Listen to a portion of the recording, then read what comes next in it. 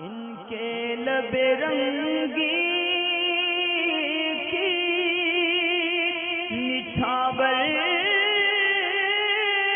تھی کہ جس نے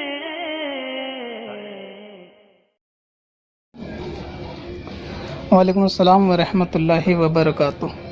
اللہ کی بندی نازنین ہے، سوال یہ ہے کہ اگربتی جلانی چاہیے گھر میں، تو اس کی کیا نیتیں ہو سکتی ہیں اگربتی جلانے سے پہلے؟ تو اگربتی جلانے سے پہلے چند نیتیں اگر آپ کرنا چاہیں تو کر سکتے ہیں، اس میں اضافہ کرنا چاہیں تو بھی کر سکتے ہیں۔ مثلاً یہ کہ خوشبو کا سونگھنا یہ سنت ہے، تو اس نیت سے گھر میں اگربتی جلاؤں گی کہ اس سے میں خوشبو حاصل کروں، سنت پہ عمل کروں، اور خوشبو حاصل کرنے سے جتنے فائدے ہوں گے ذہن کو، باڈی کو، وہ سب انشاءاللہ تعالیٰ ان فائدوں سے عبادت کروں گی۔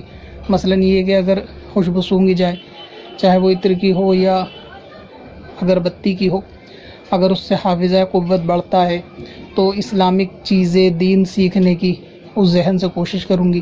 اگر جسمانی قوت بڑھتی ہے، کیونکہ خوشبو سونگھنے سے جسم کو تقویت بھی ملتی ہے، تو اس سے عبادتوں پر قوت حاصل کروں گی۔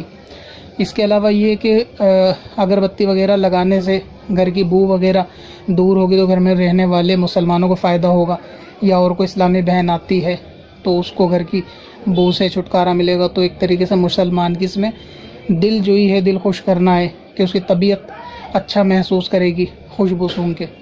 اور ویسے بھی اگربتی وغیرہ جلانے، اور یہ بھی نیت کر لی جائے کہ جب بھی اگربتی جلایا کروں گی تو یہ سب جو نیتیں بتائی ہیں یہ تو اس میں داخل رہیں گی، بسم اللہ شریف پڑھ کر ہی جلایا کروں گی۔ اور میں یعنی خوشبو سے اگربتی وغیرہ کی، اس سے ایک پازیٹیو انرجی بھی جو ہے آتی ہے۔